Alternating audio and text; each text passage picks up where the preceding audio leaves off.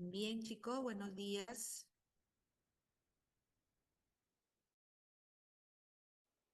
Quisiera saber si me están escuchando. Buenos días, Buenos días, doctora. doctora. Sí, se Sí, le la escucha. escucho. Gracias. Bueno, estoy desde la facultad, así que hay ruidos externos que no puedo controlar. Cualquier cosa, por favor, me comunica. Ya, en este momento solamente puedo ver toda la pantalla de la presentación. Pueden levantar la mano y ahí me sale un mensajito si desean hacer alguna pregunta. A ver, quiero probar si es que está avanzando la diapositiva. A ver, vamos a ver. Ahí, ¿está avanzando? Sí, doctora, avanzó y retrocedió.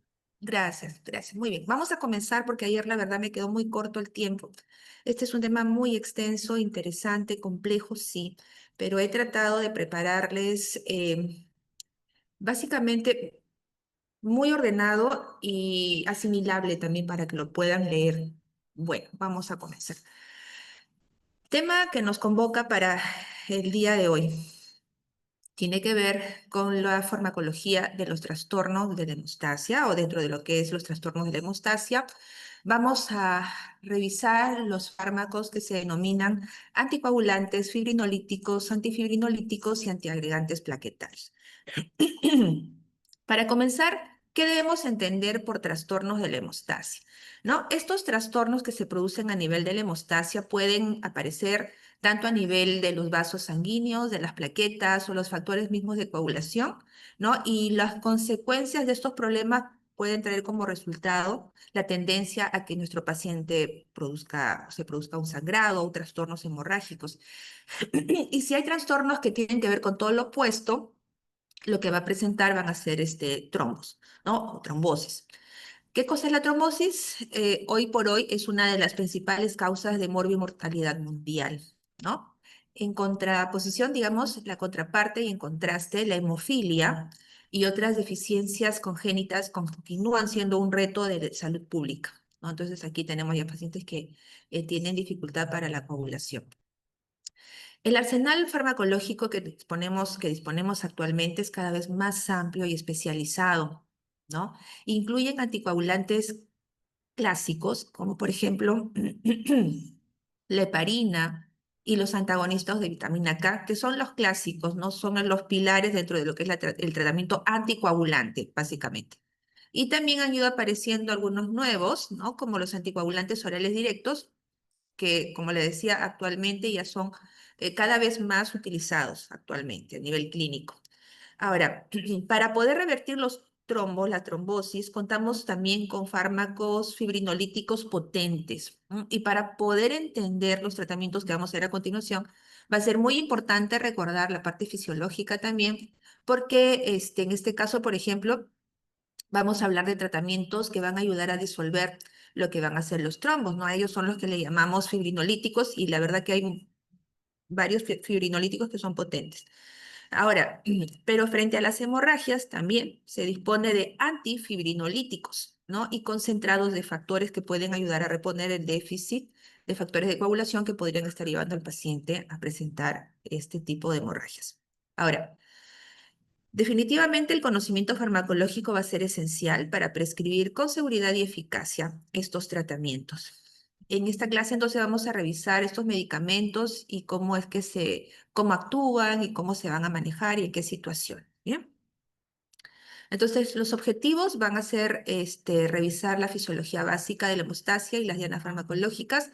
Vamos a clasificar y describir los mecanismos de acción, como les comentaba, las indicaciones en las cuales se utilizan estos tratamientos y los principales efectos adversos de tanto anticoagulantes, fibrinolíticos, antifibrinolíticos y antiagregantes plaquetarios, ¿no? Interpretar también y tener una idea de dónde es que se van a utilizar a nivel clínico, ¿no? Estos tratamientos antitrombóticos. A ver, acá sí es importante, miren chicos, esta parte me está tomando bastantes minutos, pero es importante para poder abordar lo que es la parte farmacológica. Partamos recordando lo que es la hemostasia y sabemos que esta hemostasia es un mecanismo de defensa que tiene el organismo para detener el sangrado, digamos, ante la lesión de un vaso sanguíneo, ¿no? Entonces, es el mecanismo que detiene el sangrado de un vaso. Ahora, este proceso va a implicar múltiples pasos que se van a interrelacionar entre sí. esta cascada va a terminar todo este proceso de hemostasia en la formación de un tapón, ¿no? Que cierra la zona dañada del vaso sanguíneo. De esta manera se va a controlar el sangrado. Y yo debo entender que ese tapón que se ha formado, que vendría a ser en este caso la malla de fibrina o el polímero de fibrina, ¿no? Y ahí también está asociado el primer tapón plaquetario que se forma más los factores de coagulación. Entonces, todo esto, a eso se refiere la definición, es la zona, digamos, que ya queda cerrada con este tapón que se ha formado, ¿no? Para controlar el sangrado. Ahora, las etapas que iba a involucrar esta hemostasia, tenemos que recordar primero, ¿no? Es que se va, mecanismo de defensa inicial, una vasoconstricción, ¿no? La constricción del vaso sanguíneo, luego viene el siguiente paso, que sería la formación de un tapón plaquetario, como mencionábamos, que esto es temporal, este es un tapón bastante débil, pero importante para que pueda comenzar a detenerse la sangre, ¿no? La activación, luego el tercer paso de la cascada de coagulación, y ahí vamos a ver los diferentes factores de coagulación que se encuentran involucrados. Y finalmente este coágulo se va a solidificar, ¿no? Con lo que sería la fibrina, ¿no? O el coágulo final. Em, entonces, ¿cuál sería la función de la hemostasia? Entonces, esta hemostasia facilita una serie de activaciones enzimáticas que van a producir la formación de un coágulo. Y se debe entender entonces ese coágulo que se ha formado o trombo, que también se menciona, el trombo, ¿no? Está conformado de plaquetas, polímero de fibrina y de glóbulos rojos. Entonces, todo esto es lo que se forma como consecuencia de la hemostasia, ¿no? Ahora, como mencionaba, este coágulo va a sellar la zona que se ha lesionado, va a controlar y prevenir el sangrado adicional. ¿Para qué? Para que esto le dé tiempo al organismo para que se vaya produciendo la regeneración tisular, ¿no? Y una vez que ya la lesión comienza a cicatrizar, el tapón poco a poco, en condiciones fisiológicas normales, se comienza a remodelar lentamente y se va a comenzar a disolver, ¿no? Entonces, restaurando el tejido normal en la zona dañada. Pero, digamos, acá nos está mencionando, pero lo vamos a ver, eso que comienza a ser una remodelación tiene que ver con otra etapa que tendría que ser la fibrinólisis, ¿no? Que también es importante que esté en equilibrio para que pueda, digamos, disolver lo que es el coágulo donde se ha, digamos, formado dentro de la zona lesionada. Hasta ahí, digamos, debería ser su actividad. ¿No? Pero como vamos a ver más adelante, pueden haber trastornos en cualquiera de estas etapas que estamos hablando de la hemostasia. Bueno, en mi búsqueda para armar la clase, busqué muchas literaturas, eso es bueno también que lo conozcan, y he tratado de buscar algunas imágenes también que resultan ser bastante similares, didácticas, para que me den la base para poder entrar a la parte farmacológica. Y esta imagen lo tomé de fisiología de la hemostasia y su alteración por la coagulopatías en el COVID-19, que es un artículo científico, donde la primera autora vendría a ser Adriana González Villalba y colaboradores. Entonces ellos tienen acá todos los procesos que se producen dentro de la hemostasia y lo voy a presentar de manera muy didáctica. Entonces, por ejemplo, acá vemos las plaquetas que se encuentran en reposo y luego vemos acá que hay una lesión a nivel de los vasos y se presenta la vasoconstricción que habíamos mencionado al inicio, ¿no? Y acá comenzamos a ver que estas plaquetas que en ese momento se encontraban en reposo comienzan a activarse, ¿no? Y aquí vemos, por ejemplo, nos dice, esto vendría a ser lo que sería considerada la hemostasia primaria, ¿no? Ante esta ruptura del endotelio. Las plaquetas, esto vamos a comenzar a subrayar, ¿no? Porque tiene que ver con los lugares donde van a actuar. Después vamos a ver esto, los fármacos, ¿no? Entonces, se rompe el endotelio, las plaquetas van a liberar factor tisular y el factor de von Willebrand, ¿no? A través del endotelio que comienza también a ser liberado, ¿no? Ahora, las plaquetas se activan y comienzan a adherirse, como vemos acá, se agregan y liberan sus gránulos y dentro de los que se degranula, digamos, lo que comienza a liberar la plaqueta, vemos también al tromboxano A2, que es un agonista plaquetario, ¿no? Entonces acá eso vendría a ser para la primera parte de hemostasia primaria. Y en lo que corresponde a la hemostasia secundaria, vemos acá, nos dice inicio de la coagulación. Acá comienzan a liberarse microdosis de trombina, ¿no? Y el factor tisular inicia la coagulación, se forman microdosis de trombina que activan a más plaquetas. Eso es importante conocer acá. Entonces, la trombina, resalto esto, recuerden, comenzamos a ver dentro del proceso de hemostasia, en hemostasia secundaria, la participación de la trombina. Y nos dice que la trombina, y acá nos están, al hablarnos de microdosis, estamos hablando del 1% de la liberación de la trombina. ¿Cuál es su función? ¿no? Comienza a activar a más plaquetas. Entonces vamos a ver aquí las plaquetas que pueden ser activadas por la trombina y a su vez a los factores 5, 11, 13 y 8 también, ¿no? Y sí, acá están todos los factores de los cuales depende, digamos, estos factores dependen de la trombina para que se puedan activar. Eso quiere decir que de factor 5 se activará 5 activo, mejor dicho, valga la redundancia, con la trombina. El factor 11 activa la trombina lo va a activar a 11 activo, el factor 3, la trombina lo va a activar a 13 activo. Eso es lo que básicamente quiere decir, ¿no? Entonces, el inhibidor del factor tisular, que lo vemos por acá, no se puede unir al factor 10 para bloquear al factor tisular e impedir la coagulación, y eso es una manera también de poder equilibrar ese proceso de la coagulación.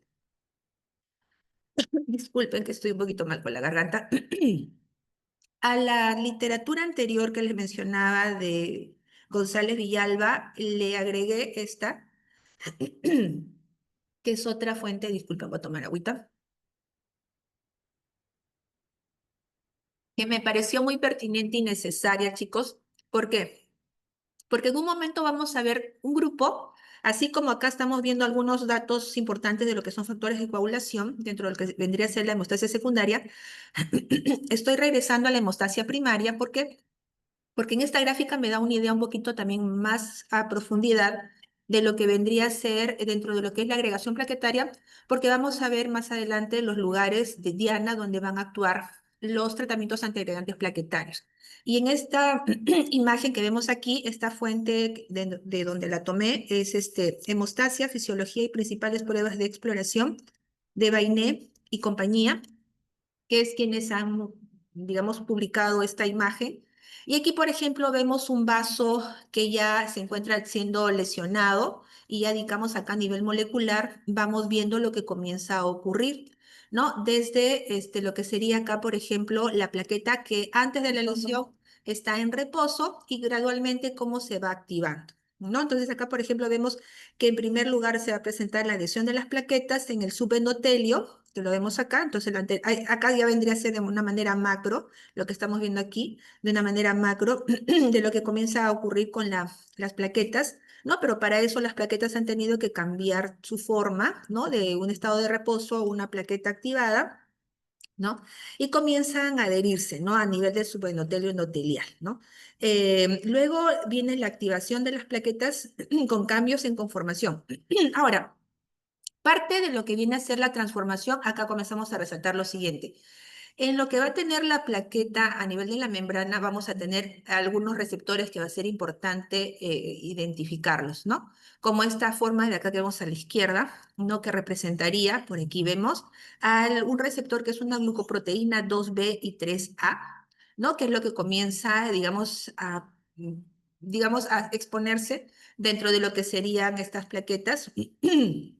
Otro receptor de glucoproteína, que sería la GP 1B, 9 y 5, y la otra de color rojito, que vemos las proteínas, glucoproteína 1A y 2A. Y acá vemos, por ejemplo, para poder entender la imagen, la participación del fibrinógeno y el factor de von Willebrand, que aquí en este caso ya estaría como que en su forma ya dentro de lo que va a ser la agregación plaquetaria, porque vemos aquí en la parte inferior, ¿no? De la imagen el factor de von Willebrand en reposo y cómo comienza a extenderse para que pueda ayudar dentro de lo que va a ser la agregación plaquetaria, ¿no? Entonces aquí para terminar, entonces en la segunda etapa, la activación de las plaquetas presentan este cambio conformacional. Hemos resaltado a la importancia de la exposición de estos receptores de plaquetas, las glucoproteínas GP2B y 3A, y luego en la tercera etapa vemos que hay una secreción del contenido de los gránulos que permite amplificar la hemostasia. Eso quiere decir aquí en el paso 3 comenzamos a resaltar aspectos, por ejemplo, la plaqueta comienza a secretar el tromboxano A2 o los tromboxanos A2 y asimismo la adenosina, ¿no? Difosfato de adenosina, que va a ser muy importante también dentro de lo que va a ser uno de los mecanismos de acción, ¿no? Porque en este caso, por ejemplo, el ADP que vemos acá, el difosfato de adenosina, se va a unir al receptor que aquí en esta imagen no se ve, pero en antiagregantes plaquetarios también he puesto otra imagen, donde este ADP se comienza también a unir al receptor de las plaquetas, que es el P2I12. Recuerden, P2I12, que lo vamos a ver más adelante, ¿no? Para iniciar y amplificar la respuesta. Entonces, se libera, se secreta ADP de las plaquetas, y este ADP es importante porque se va a unir con el receptor también de plaquetas P2I12, que es el que va a ayudar también a que se pueda iniciar y amplificar la respuesta también de las plaquetas, ¿no? Entonces, y luego seguimos en el 4, la agregación de plaquetas con formación de puentes entre los receptores glucoproteína 2B y 3A y el fibrinógeno, que lo vemos aquí. ¿No? El fibrinógeno unido a estos receptores GP2A y 3A comienzan a dar, digamos, la malla comienza a producirse así, o el tapón ahí plaquetario, ¿no? Entonces vemos ahí un poquito, es importante para poder entender también los antiagregantes plaquetarios que vienen más adelante. Entonces, habíamos visto hace un ratito la hemostasia primaria, la hemostasia primaria resaltada aquí, y luego habíamos visto la hemostasia secundaria, que tiene que ver con la iniciación de la coagulación. Y vamos con la siguiente etapa, que sería, se inicia la coagulación y se va a comenzar a propagar la coagulación, ¿no? En esto se produce una macrodosis, ya no es poca la cantidad de trombina que se produce, sino ya es una dosis mucho mayor. Y acá vemos la trombina, por ejemplo, ya se aparece en un 99%, y eso es muy importante también identificarlo, ¿no? Que induce la formación de fibrina para hacer una malla que estabiliza el coágulo, ¿no? Gracias al factor 13. Entonces, con la trombina puede convertir el fibrinógeno en fibrina, ¿no? Como lo vemos acá, y con la activación, porque esta trombina ya previamente había activado el 13, lo va a formar a una malla de fibrina, que es el coágulo ya insoluble. Ujú. Y la regulación antitrombótica se da por la trombomodulina, que es uno de los mecanismos que tiene para que se regule, digamos, esta acción, este efecto, y las proteínas C y S y la antitrombina 3, que son mecanismos enzimáticos que ayudan también a controlar, ¿no? Que se produzca lo necesario, digamos, de la formación del coágulo en el área que se requiere. Ahora, la otra etapa dentro de lo que es la hemostasia es la fibrinólisis, ¿no? Que vemos aquí. Entonces vemos que la fibrinólisis ocurre luego de que el activador de plasminógeno tisular, el T-PA, TPA, ¿no? O la uroquinasa o urosinasa, que también se le denomina el U-PA, activan la formación de plasmina. Entonces, a partir del plasminógeno, el factor, el activador de plasminógeno tisular y con la participación y o también con la uroquinasa o urosinasa van a convertir ese plasminógeno en plasmina, ¿no? Como estamos viendo acá.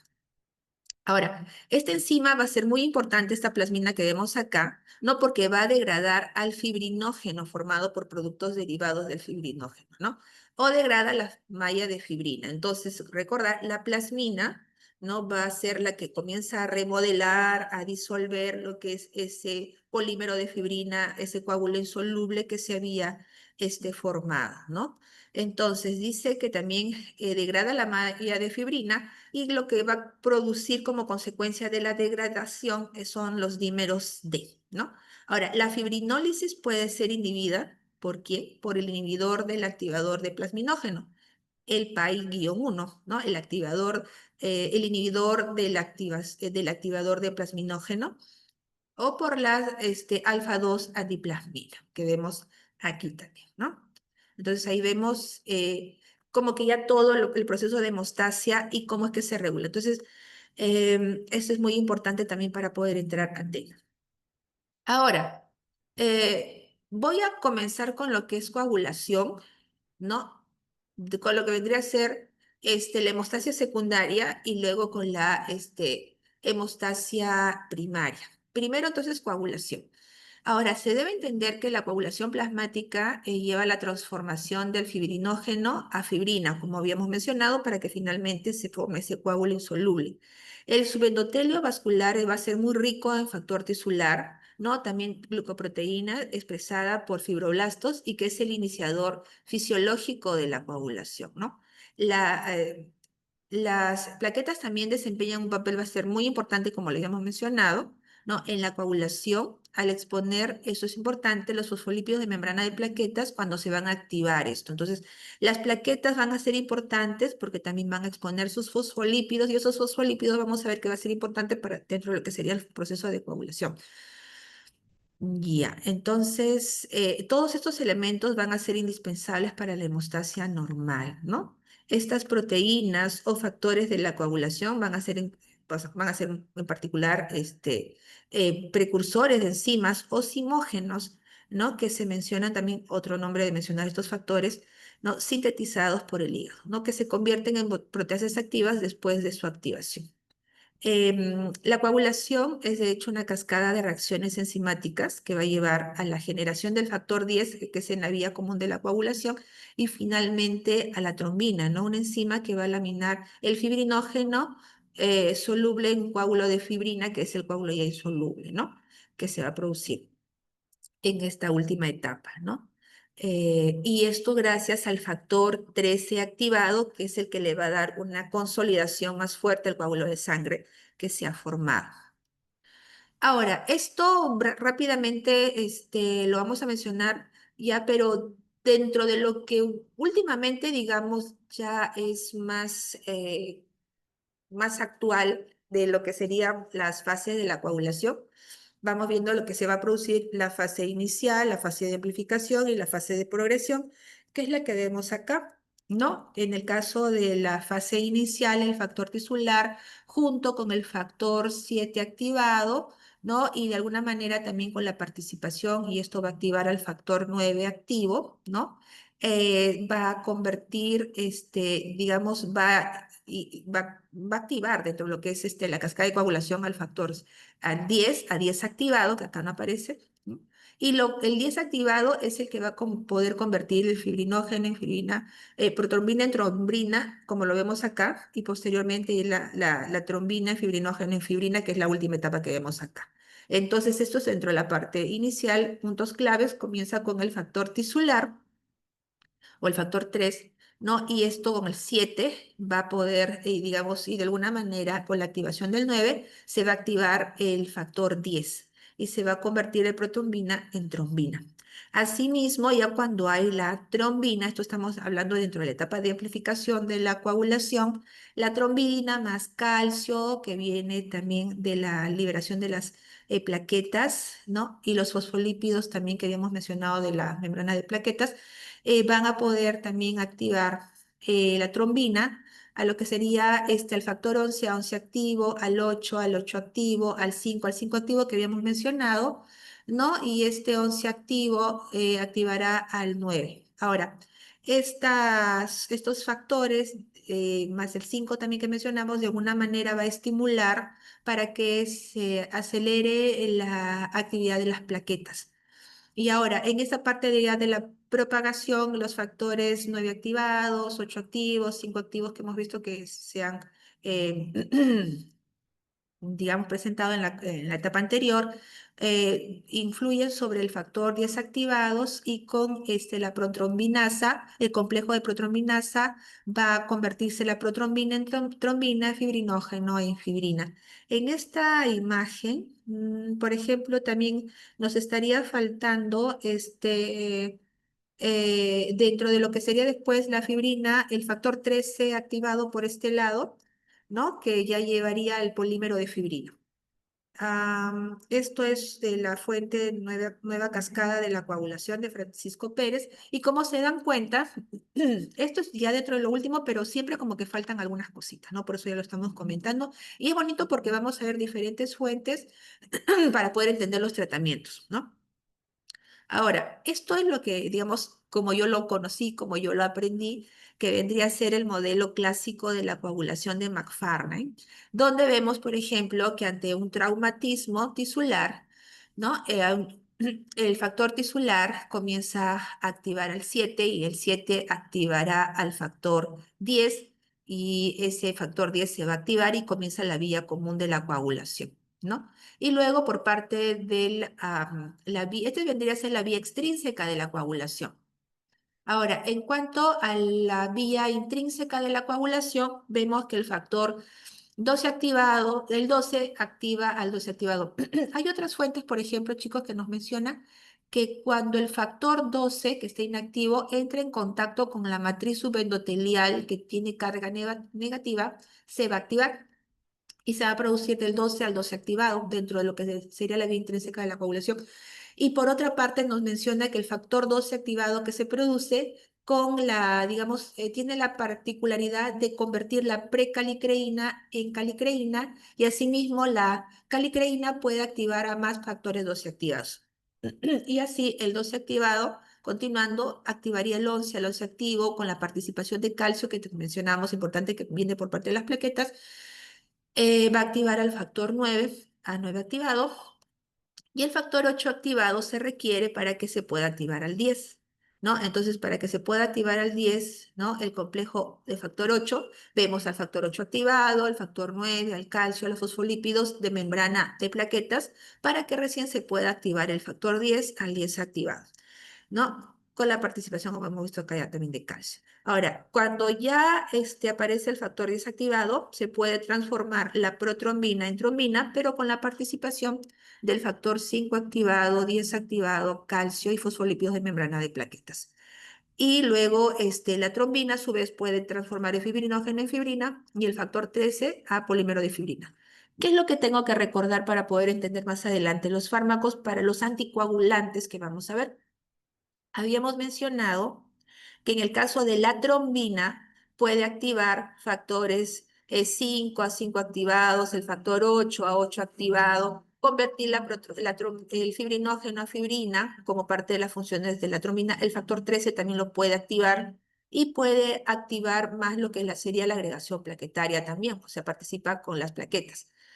Em, entonces, si es que se inhibe la trombina, entonces el nivel de acción sobre la cascada de la coagulación quedaría enormemente ya inhibida, lo que es la coagulación.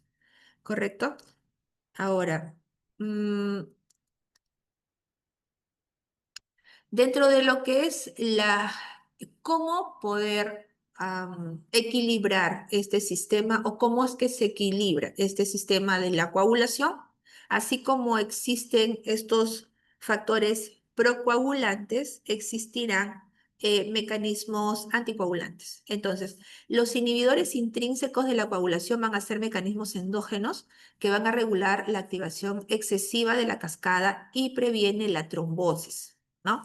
Aquí, por ejemplo, tenemos a la antitrombina 3, la voy a subrayar importante, la proteína C, la proteína S, el inhibidor de factor tisular, plasminógeno, para que con digamos, transforma la plasmina para que pueda actuar sobre la fibrina, ¿no? Entonces, tenemos acá, por ejemplo, la antitrombina 3, este inhibidor enzimático, va a actuar sobre la trombina, la va a inhibir y como la trombina también puede inhibir factores 10, 9, 11 y 12 activados, ¿no? A estos factores, sobre estos factores, va a actuar la antitrombina y acá nos menciona, por ejemplo, que se une a la trombina y estos otros factores que habíamos mencionado, inactivándola, ¿no? Su acción se potencia por heparina. Ahora, claro, también tenemos de la degranulación de mastocitos que se puede liberar también heparina. Entonces, esta heparina endógena con la antitrombina 3 hacen, digamos, un equipo para que puedan ser inactivados estos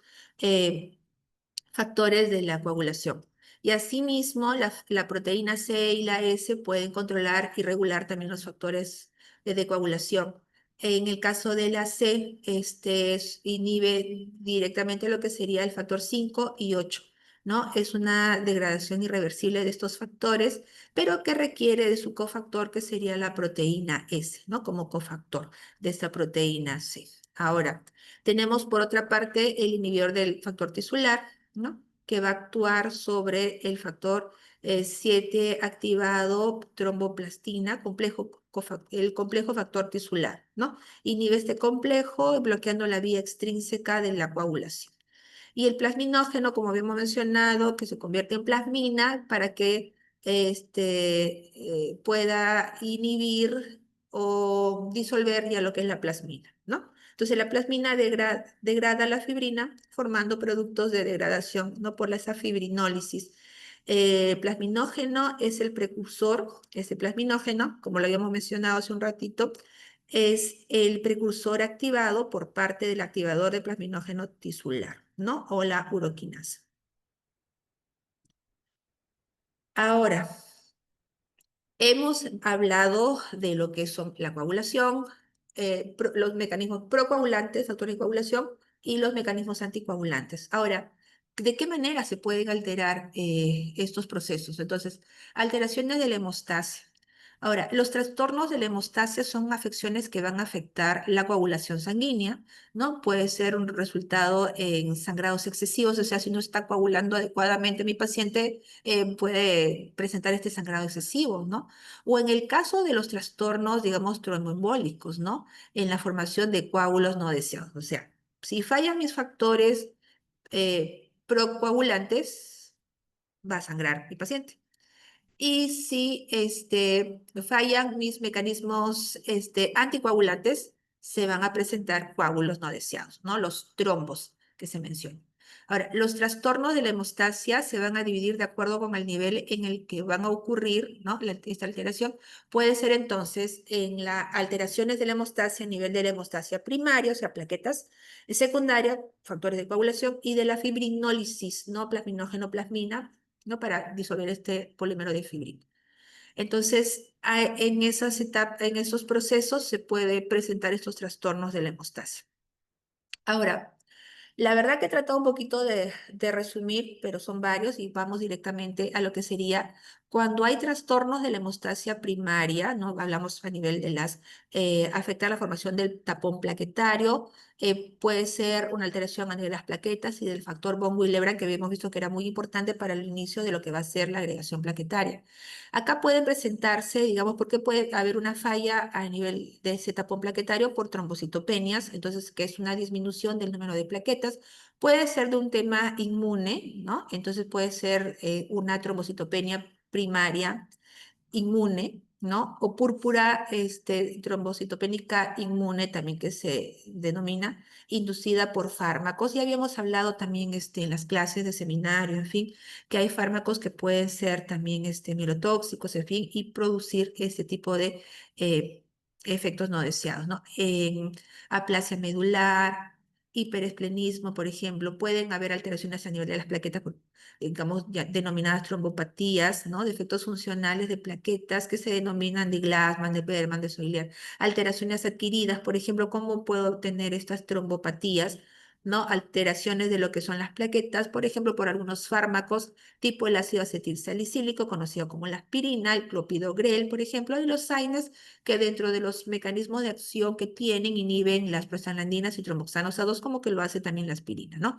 Pero en el caso de la aspirina, la inhibición de la COX plaquetaria es de manera irreversible, ¿no? A diferencia de los AINES en general.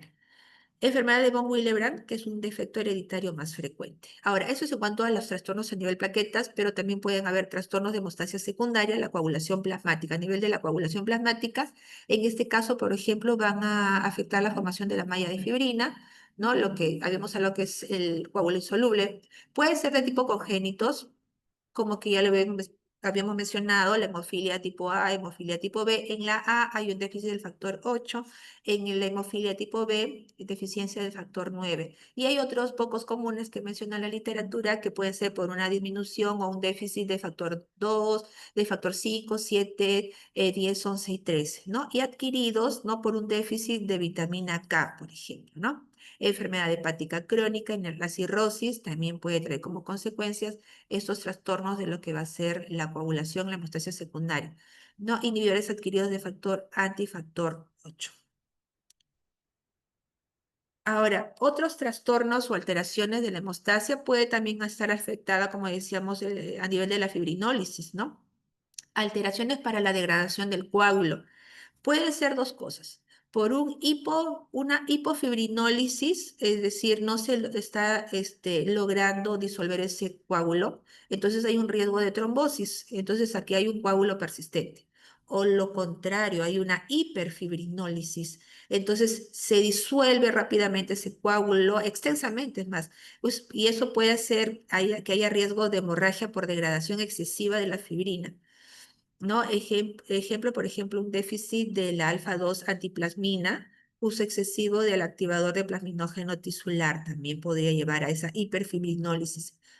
O los que resultan ser denominados mixtos o sistémicos, por ejemplo, ahí tenemos la coagulación intravascular diseminada, síndrome antifosfolípidos, por ejemplo, síndrome antifosfolípidos, trombofilias hereditarias, déficit de antitrombina 3 puede ser, ¿no? Que inhibidor enzimático, la antitrombina 3 está en déficit o de la proteína C o S, o el factor 5 de Leiden, ¿no? Algunas mutaciones, como se menciona acá, el AG 2021, 0A de protrombina. Y lo que últimamente se ha visto en los últimos años como consecuencia del COVID-19, coagulopatías asociadas a sepsis o al COVID-19. Como vemos, el panorama es bastante amplio para lo que sería poder corregir, poder tratar y ayudar a nuestros pacientes que pueden presentar alguna de estas alteraciones a nivel de la hemostasia. Bueno, esto ya lo dejo para que también lo puedan repasar. He tratado de hacer así en tablas para hacer como que algo más llevadero y entendible. Y aquí vemos, por ejemplo, algunas características dentro de lo que sería la hemostasia primaria, que habíamos dado los tipos que podría presentarse en hemostasia primaria. Y las consecuencias clínicas, por ejemplo, podrían haber por cualquiera de estos ejemplos que hemos sacado por trombocitopenia, trombopatías. Lo que puede ocurrir con nuestro paciente en hemostasias primarias, en estas alteraciones, puede haber un sangrado mucocutáneo, petequias, equimosis, epistaxis, menorragia, sangrado inmediato tras trauma. Y en lo que es la hemostasia secundaria, los factores de coagulación que habíamos mencionado, digamos, alteraciones, déficit de factores tipo 8, tipo 9, por ejemplo, déficit de vitamina K, que va a reducir la producción de factores que dependen de la vitamina K2, 7, 9, 10, por ejemplo, puede también traer como consecuencia hemorragias profundas, hemartrosis, por ejemplo, también, y hematomas, etcétera, ¿no? En el caso de la fibrinólisis, si está alterada la fibrinólisis, hay una alteración de la degradación de la fibrina, puede haber una hiperfibrinólisis, en este caso ya hemos mencionado, hay demasiada disolución por parte de la plasmina y puede llevar a sangrado, ¿no? Y en la hipofibrinólisis, tendencia a trombos. ¿No? Y los mixtos que habíamos hablado que puede ser sangrado, más trombosis simultáneas, entonces coagulación intravascular diseminada, abortos recurrentes como consecuencia de un síndrome antifosfolípidos que habíamos mencionado anteriormente. Entonces, esto es lo que podría pasar con nuestros pacientes. Ahora, siguiente punto. Lo que viene a continuación ya son pruebas. ¿Por qué? Porque a mis pacientes que presentan este tipo de alteraciones de la hemostasia, vamos a tener que elegir los tratamientos para poder corregir estas alteraciones. Ahora, pero para poder evaluar o medir de alguna manera cómo está yendo los tratamientos, es que se requieren de algunas pruebas con respecto al perfil de la coagulación. Entonces, por ejemplo, acá tenemos una prueba que se denomina el TP, tiempo de protrombina. ¿Qué cosa es lo que va a evaluar esta prueba? La vía extrínseca y común de la coagulación, entonces cómo están esos factores 7, 10, 5 y 2 y el fibrinógeno, ¿no? Ahora, el TP en una coagulación normal, estamos hablando que tiene un tiempo de entre 11 a 15 segundos el TP. Entonces, cuando está alterado, digamos, este TP, entonces dice prolongado, esto puede ser por encima de 15, esto podría ocurrir porque se prolonga el tipo de protrombina por un déficit de la vitamina K, por un tema de hepatopatías, por una anticoagulación, que esto también es importante, porque este TP, por ejemplo, me va a ayudar a poder medir cómo voy con la anticoagulación con warfarina, pero esto va de la mano con el INR, que lo vamos a ver también. No, pero acá nos dice, ¿no? Alteraciones típicas, anticoagulación con warfarina. Y bueno, cuando hablamos de una anticoagulación, lo vamos a ver más adelante también, necesitamos tener tiempos o valores de TP deseables de anticoagulación precisamente para evitar que mi paciente presente trombos. Eso lo vamos a ver en un ratito. Primero voy a centrarme en lo que es las pruebas. Entonces, este tiempo de protrombina me ayuda a monitorear lo que es la anticoagulación con warfarina. detectar deficiencias de factores extrínsecos de la coagulación. Otro punto es el INR. Digamos, esta prueba de control es para, digamos, es un estándar, ¿no? Del tiempo de protrombina para comparar entre laboratorios. El INR normal, digamos, debería estar entre 0,8 a 1,2. Ahora, cuando estamos hablando de anticoagulación oral terapéutica, por ejemplo, en el caso de warfarina, las alteraciones típicas que yo espero es que para evitar que mi paciente presente trombos, yo tengo que mantenerlo en un rango de INR de 2 a 3 en anticoagulación oral terapéutica. Por eso acá me dice que es un control de anticoagulación con antagonistas de la vitamina K, que vendría a ser aquí la warfarina. Digamos, esto no se mide en unidades, segundos, nada, no es que me haya olvidado, sino que no se mide en segundos. Ahora, esta es una referencia que me ayuda a que me voy a apoyar en base también al tiempo de protrombina. Me explico, ¿ya? A ver. Por ejemplo, tengo un paciente que está siendo administrado con warfarina, es un paciente que tenemos que evitar que se formen los trombos. Entonces, por ejemplo, tengo ya mi dosis de warfarina, se está administrando al paciente y en el tiempo de protrombina, mi paciente, por ejemplo, me da 30 segundos de coagulación, ¿no? 30 a 35 segundos de tiempo de protrombina.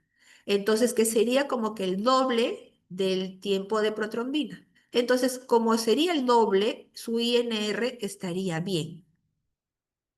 ¿Correcto? Entonces es el rango de INR que yo quiero para ese paciente anticoagulado, ¿no? Ahora, ¿qué pasaría si mi paciente le estamos dando la dosis de warfarina y me presenta, de repente le vamos a poner, ¿cuánto le ponemos? 10 segundos le vamos a poner así. Cuando ya su INR llega a 1, ¿no? En ese rango de lo normal, no está bien porque ese paciente tiende a hacer trombos. Entonces, si yo le estoy dando, digamos, una dosis que está como que en 11 segundos, 10 segundos en este rango del tiempo de protrombina, habría mayor riesgo de que mi paciente presente trombos, porque lo que nosotros queremos es que esté como que en este tiempo que es en la anticoagulación oral terapéutica, ¿correcto? Eso es para medir, monitorizar pruebas de anticoagulante oral tipo warfarina, ¿ya? Ahora, esta otra prueba es para evaluar lo que sería anticoagulación con heparinas, ¿no? Pero básicamente para la heparina no fraccionada. El TPTA o tromboplastina parcial activa o TPTA o TTPA es lo mismo, la verdad. Ya, el tipo de tromboplastina parcial activada va a evaluar la vía intrínseca y común, ¿no? De la coagulación, los rangos de valores normales, esto se tiende a prolongar en hemofilias, en anticoagulación con heparinas, ¿no? Prácticamente la no fraccionada y se puede presentar déficit también, o se puede presentar en déficit de factores de la vía intrínseca de la coagulación, ¿no? Con esto monitoreamos lo que es las heparinas no fraccionadas, ¿no? O diagnósticos también de hemofilias, ¿no? Y luego, bueno, esto básicamente los tres primeros los resalto y luego tenemos también al tiempo de trombina, ¿no? Que conversión de la fibrinógeno en fibrina por la trombina, sus valores normales, y esto me va a ayudar a detectar alteraciones de fibrinógeno y presencia de inhibidores directos de la trombina.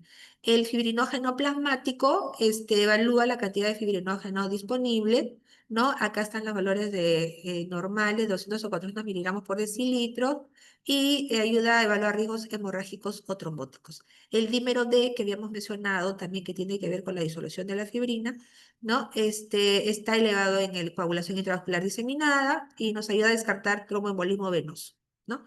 Y en el caso de las plaquetas, vamos a evaluar cómo está la hemostasia primaria, el rango normal de las plaquetas debe ser de 350.000 a 400.000 por microlitro y evalúa el riesgo de sangrado y trombosis. Ya, eso ya lo dejamos allí, vamos pasando rapidito porque no llego todavía a los fármacos, pero esta clase es muy importante para poderlos entender. Ahora, hablemos de trombos. ¿no? Y a veces siempre he visto como que siempre hay esta confusión entre los antiagregantes plaquetarios, los anticoagulantes, los trombos, etcétera. Vamos a ver. La trombosis es la formación de un coágulo. El coágulo también se le llama trombo. Puede ser un coágulo o en este caso un trombo plaquetario o un trombo por coágulo de los factores de coagulación. Y habíamos hablado que en ese coágulo que se forma al final hay plaquetas, glóbulos rojos, etcétera, ¿correcto? Ahora, la trombosis es la formación de un coágulo dentro de un vaso sanguíneo, puede ser a nivel arterias, a nivel venas o a nivel capilares, ¿no? En condiciones patológicas que pueden obstruir parcial o totalmente el flujo de sangre, ¿no? Este trombo normalmente está adherido acá, como vemos acá, al endotelio, no es un coágulo libre y puede evolucionar, crecer, crecer, crecer y organizarse o desprenderse, como vemos acá, ¿no? Formando un émbolo, ¿no? Entonces, la homeostasis normal equilibra factores procoagulantes, anticoagulantes, ¿no? La función endotelial, el flujo sanguíneo y la fibrinólisis va a evitar que la trombosis en condiciones normales. Entonces, si todo eso está en equilibrio, no va a haber este tipo de trombosis. Ahora, ya lo dejo, chicos, para que lo revise. Ya habíamos hablado de los tipos de trombosis, ¿no? Porque frente a esto vamos a poder nosotros a contraatacar, como siempre digo, con los tratamientos, ¿no? Pueden haber trombosis venosa, trombosis arteriales, trombosis microvascular sistémica, trombosis mural parietal, trombosis oclusiva, como vemos acá, ¿no? Trombosis venosa profunda, embolia pulmonar, trombosis venosa en ubicación inusual, etcétera, infarto al miocardio, etcétera, etcétera, etcétera. ¿Ya? Entonces, eso ya lo dejo para más adelante. Llegamos a la parte farmacológica. Vamos viendo cómo vamos en tiempo. Bien, vamos todavía con tiempo. Ahora, ¿qué es lo que nosotros tenemos que conocer para poder atacar, ayudar, ¿no? a nuestros pacientes con todos los trastornos que hemos hablado? Es bastante. Y tenemos como dentro de lo que es el arsenal terapéutico, fármacos anticoagulantes, antiagregantes plaquetarios, fibrinolíticos o trombolíticos, que también se conocen, antifibrinolíticos, agentes hemostáticos tópicos y reversores de la anticoagulación, que vendrían a ser también como que antídotos para algunos tratamientos que vamos a ver anticoagulantes y tratamientos antihemofílicos, ¿no? Dentro de los anticoagulantes, ahí vemos las heparinas, aquí no lo voy a detallar mucho, muy así, uno a uno, porque me demoro y no me da el tiempo. Entonces, aquí tenemos, y he tratado de, a eso iba a prepararles tablitas, etcétera, como para que sean más asimilables, ¿no? Acá tenemos las heparinas, y te podemos mencionar acá, no lo he copiado acá, así que los que están atentos anotarán. Tenemos heparinas no fraccionadas, que pueden ser heparina no fraccionada sódica, heparina no fraccionada cálcica, ¿correcto? Dentro de las heparinas no fraccionadas, y luego tenemos a las heparinas de bajo peso molecular, como anticoagulantes parenterales. También tenemos el clásico anticoagulante oral, ¿no? El más antiguo, que es la warfarina, antagonista de vitamina K, y los que han ido apareciendo últimamente, los anticoagulantes orales directos, o DOACs, que se denominan. Ahora, tenemos también inhibidores directos, ya son específicos, selectivos, ¿no? Inhibidores directos de la trombina, pero de uso parenteral. Hasta la época que yo lo conocí, solamente había, por ejemplo, parenterales, las heparinas, ¿no? Pero ahora han ido apareciendo en estos últimos años otros que van a ir directamente a la trombina y son de uso parenteral, ¿no? En el caso también de los anticoagulantes directos, tenemos, por ejemplo, del factor A, en este caso, acá son inhibidores directos de la trombina y esos son para el factor 10 activado, ¿no? Así lo vamos a ver.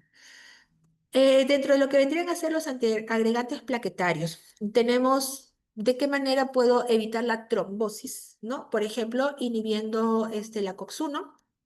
Ahí tenemos de manera irreversible el ácido acetilsalicílico. Puedo inhibir la agregación plaquetaria con inhibidores que actúan sobre estos receptores dentro de las plaquetas que mencionaba hace un rato, que es el P2 y 12. Tenemos ahí, por ejemplo, conocido el clopidogrel. Puedo inhibir esta agregación plaquetaria a través de la inhibición de la fosfodiesterasa E, que habíamos mencionado, me parece también, y si no lo he mencionado, lo menciono, eh, a través de la inhibición de esa fosfodiesterasa E hace que haya un aumento del AMP cíclico, y cuando hay un aumento del AMP cíclico inhibe lo que va a ser la agregación plaquetaria. De esa manera actúa el dipiridamol. Y habíamos hablado de estos importantes también dentro de lo que todo ese tapón plaquetario, para la formación de tapón plaquetario, la participación de los receptores de las plaquetas, también que es la glucoproteína GP2B y 3 a que pueden actuar estos tratamientos, ¿no? Dentro de otros grupos de tratamientos farmacológicos, tenemos, por ejemplo, los fibrinolíticos, los alteplasa, por ejemplo, los antifibrinolíticos, el ácido tranexámico, por ejemplo, los agentes hemostáticos tópicos, ¿no?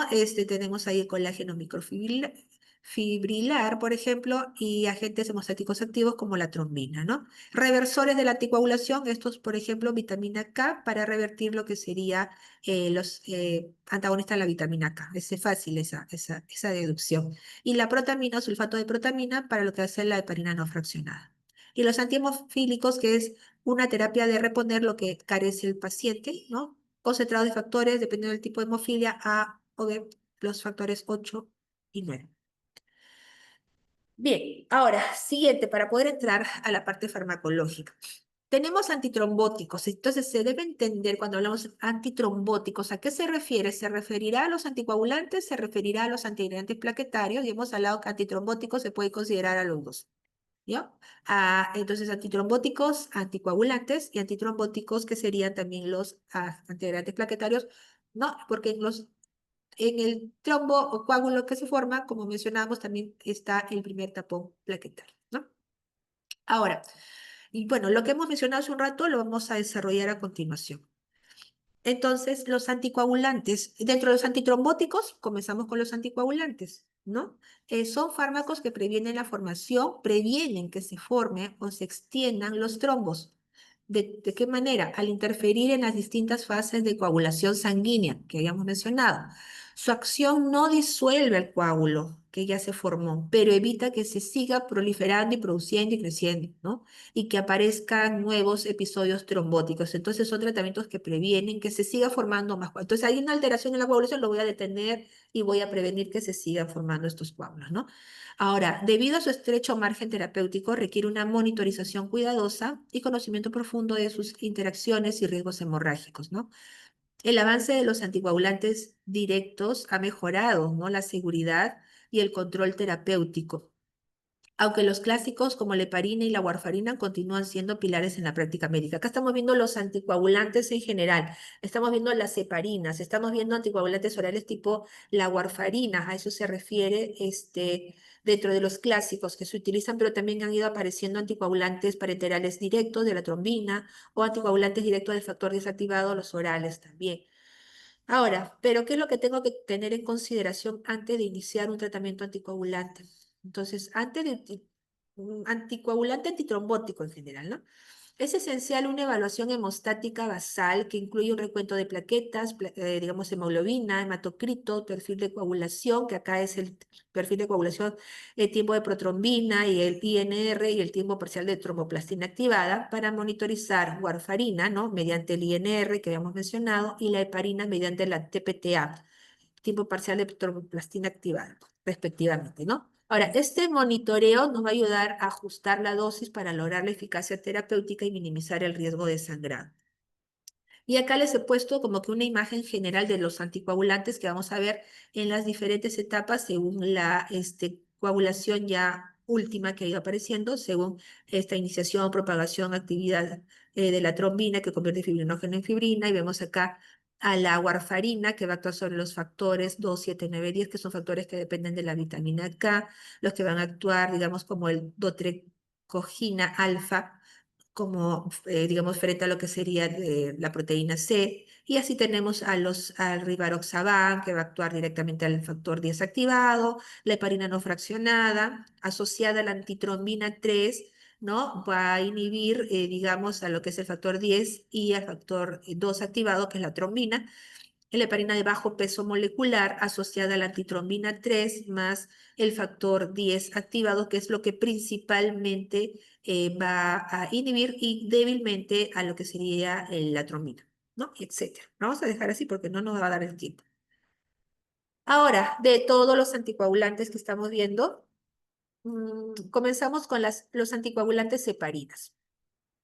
Ahora, si bien es cierto, acá vemos, por ejemplo, una heparina sódica y dice intravenosa, subcutánea, la verdad que lo más indicado es la vía intravenosa para la heparina no fraccionada sódica, porque es demasiado dolorosa y es más sobrellevadera, digamos, a nivel endovenoso que subcutáneo.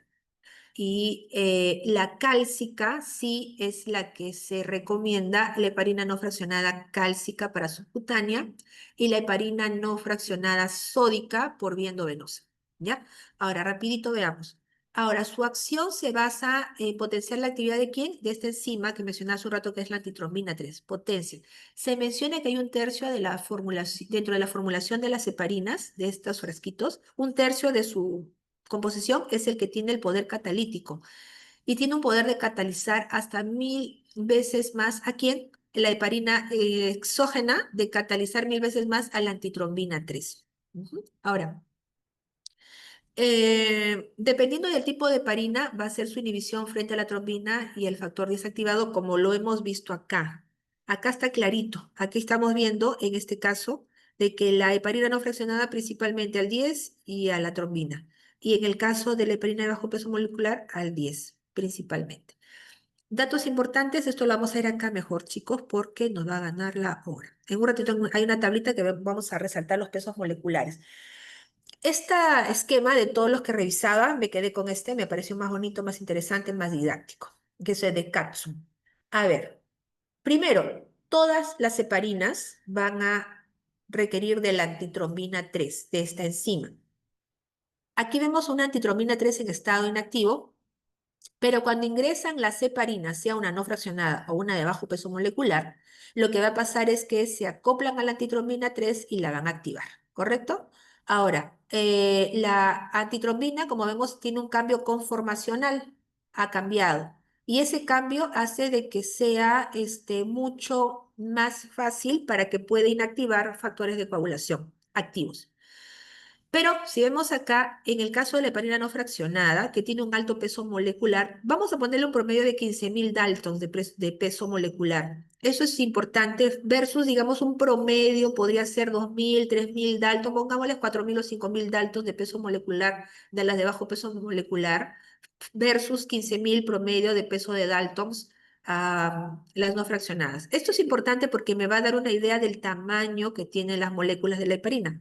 Requiere, digamos, una molécula grande, la trombina, o sea, que la heparina tenga una molécula grande para que pueda acoplarse. No solamente cataliza la antitrombina, expone su sitio activo y para que pueda inhibir la trombina. Si esta trombina no estuviera así unida a la heparina, no se inactivaría.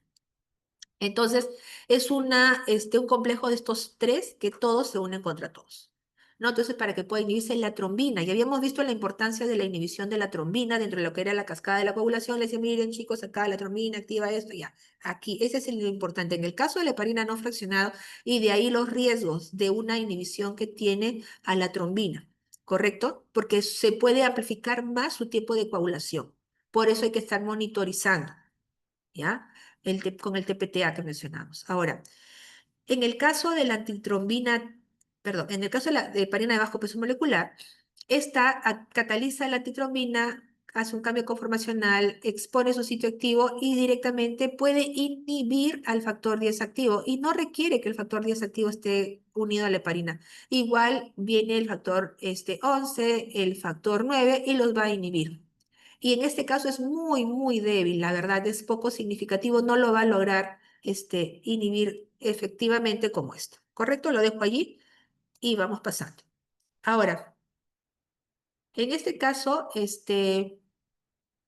lo he separado en dos partes. Y he tratado de que se pueda comparar la farmacocinética y luego la farmacodinamia de las heparinas no fraccionadas y las de bajo peso molecular. Por un tema de tiempo voy a ir resaltando algunos aspectos claves. Por ejemplo, ¿qué es lo que yo tengo que recordar? Miremos acá los pesos moleculares que tienen cada uno de ellos. Algo que no he puesto acá y los que están atentos van a notar. Las heparinas tienen carga, son electronegativas. ¿No? Son electronegativas. Y eso es importante. Entonces, tanto la heparina no fraccionada y la de bajo peso molecular son de carga negativa. Eso quiere decir que mientras más peso, más grande, más electronegativa es. En este caso sería la heparina no fraccionada. Y mientras más pequeña, entre comillas, pequeñas, porque vamos a ver que no va a poder pasar fácilmente ciertas membranas biológicas, como por ejemplo la placenta. Y eso es un plus que tienen las heparinas. ¿Correcto? Ahora, estábamos en la electronegatividad. Ambas, heparina no fraccionada de bajo peso molecular, son electronegativas. ¿Y por qué necesito saber eso? Ahora lo vamos a ver. Acá, otra vez, la intravenosa va a ser para la heparina no fraccionada, la subcutánea para la heparina no fraccionada cálcica. Su absorción es variable porque es grande, pues. Entonces, inclusive siendo la no fraccionada aprox promedio 15.000 daltons de peso molecular por la vía subcutánea, lo que va a irse absorbiendo es variable porque es muy grande, ¿no?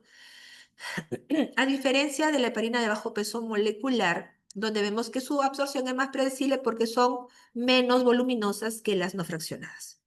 ¿Correcto? Vemos acá, por ejemplo, en el caso de las heparinas no fraccionadas, que se puede administrar por vía intravenosa, que se puede administrar dependiendo del tipo de heparina no fraccionada por vía subcutánea, una biodisponibilidad que puede ser entre un 30% a un 70%. Es variable y dependiente de la dosis.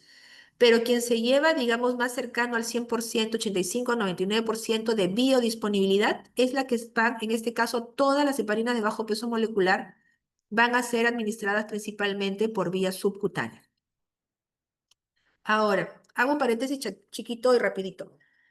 Cuando aprendieron ustedes las primeras semanas de farmacocinética de los fármacos, hablábamos que la única vía que me va a dar un 100% de biodisponibilidad es la vía endovenosa. Ahora, estamos viendo que teniendo un fármaco que puede ser administrado por vía endovenosa, no me llega al 100% de biodisponibilidad desde el caso de la heparina no fraccionada. Automáticamente tenemos que considerar por qué se está perdiendo la fracción de dosis del fármaco. Puede ser automáticamente, tengo que empezar por el metabolismo que se está presentando, por la eliminación que se estaría presentando. Vamos a ver. Este es punto muy importante. Mencionábamos que mientras más grandes, más electronegativas son, ¿correcto? Mientras menos voluminosas, menos electronegativas son. En el caso de las no fraccionadas, al ser moléculas grandes, son altamente electronegativas, lo cual va a hacer que pueda acoplarse más intensamente, digamos, la hemoglobina a nivel de las células endoteliales. Y esto va a hacer que en ese momento, miren, eliminación, entre en contacto la heparina con el sistema retículo endotelial y allí es donde empieza a ser metabolizado, ¿no? Acá nos dice eliminación a nivel del sistema retículo endotelial y renal, dependiendo de dosis. También cuando pase ya lo que queda por el hígado va a ser metabolizado por las heparinasas. Pero el principal eliminación va a ser a nivel del sistema retículo endotelial. Por eso que ingresa por la vía sanguínea a nivel vascular, pero al entrar en contacto con el endotelio, entra en contacto con el sistema retículo endotelial y ahí comienza a degradarse y comienza a eliminarse. Por eso que no llega al 100%, a diferencia de las de bajo peso molecular, menos electronegativas, y no va a haber mayor problema, digamos, porque aquí la eliminación, como vemos, es principalmente renal. Vemos que en cuanto a los inicios de efecto, podemos estar hablando para las no fraccionadas en conjunto de 1 a 2 horas aproximadamente, perdón, el tiempo de vida media, porque el inicio es casi inmediato para las no fraccionadas, ¿correcto? Tiempo de vida media de 1 a 2 horas y el inicio de efecto de las no fraccionadas, estamos hablando de entre 2 a 4 horas. Casi el doble se demora, ¿no? En las de bajo peso molecular, pero estas son más predecibles, ¿ya? Aquí importante, en el caso de las heparinas no fraccionadas requiere control del TPTA, ¿no? El efecto se controla con el TPTA activo, tiempo parcial de tromboplastina activada. En lo normal es de 25 a 40 segundos, ¿correcto? El TPTA. La anticoagulación ideal debería estar entre 2 a 2.5 veces el tiempo de la coagulación. Es decir, que si yo me paso, por ejemplo, a 120 segundos, como que estaríamos que ya triplicando, ¿correcto? Entonces ahí estaríamos ya con un alto riesgo de hemorragia, entonces ahí tendríamos que controlar y graduar ya la dosificación, ¿ya? En el caso de las de bajo peso molecular no suelen requerir monitorización. ¿Por qué son más riesgosas? ¿Por qué creen? Porque tiene que ver mucho la heparina no fraccionada con la inhibición de la trombina. Ujú. En este caso ya vemos la parte de la farmacodinamia y voy a tratar de pasar rápido, chicos, estoy viendo el tiempo que está volando. Tenemos ahí el mecanismo de acción que ya le había explicado hace un ratito. En este caso sí es importante. Voy a resaltar, por ejemplo, en trombocitopenia hay un mayor riesgo de trombocitopenia inducida por la heparina. Tiene que ver también con la disminución o la inhibición de la trombina y menos riesgo, en este caso, de la de bajo peso molecular.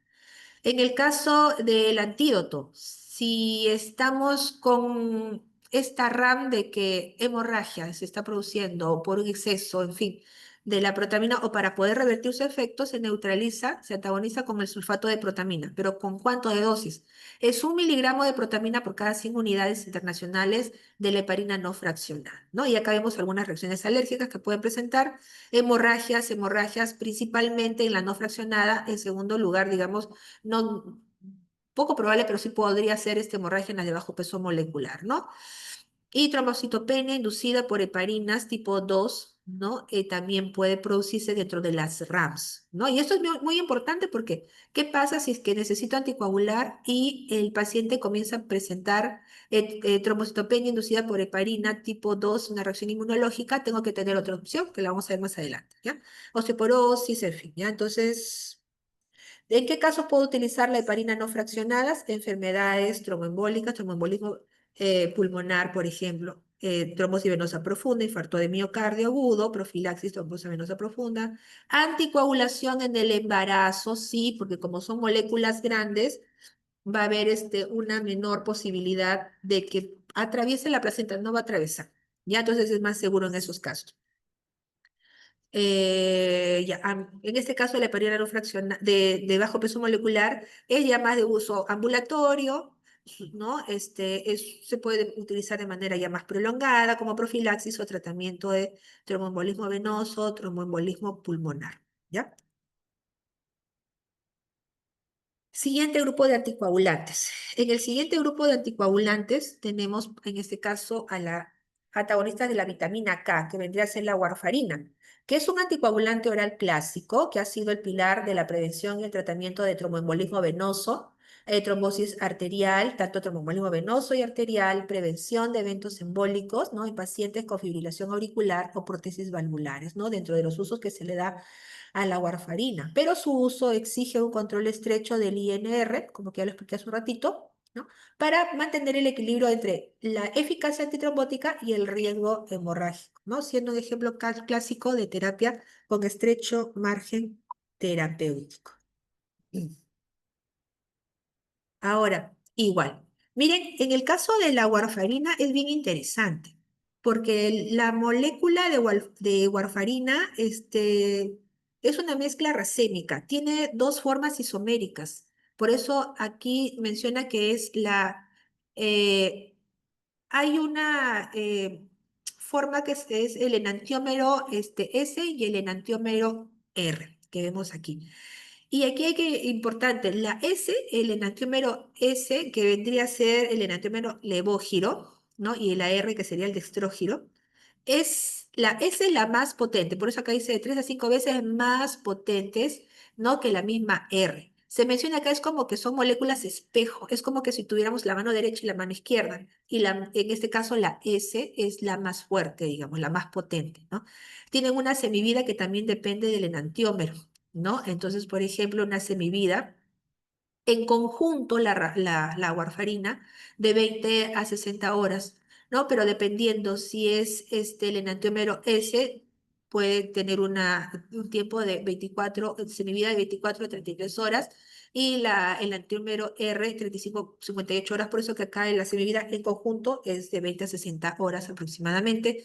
Metabolismo hepático, y miren, acá parece que su metabolismo depende de la CYP12-9, principalmente para el enantiómero S, y para el enantiómero R, la CYP1A2, CYP3A4, CYP12A19. Y recuerdan, y hacemos una retrospectiva de todas las interacciones que veíamos hasta hace unas semanas, cuando veíamos dentro de las interacciones farmacocinéticas, etcétera. Ya ahí está el tema con la warfarina, porque es una de los fármacos que más tema de interacciones puede presentar.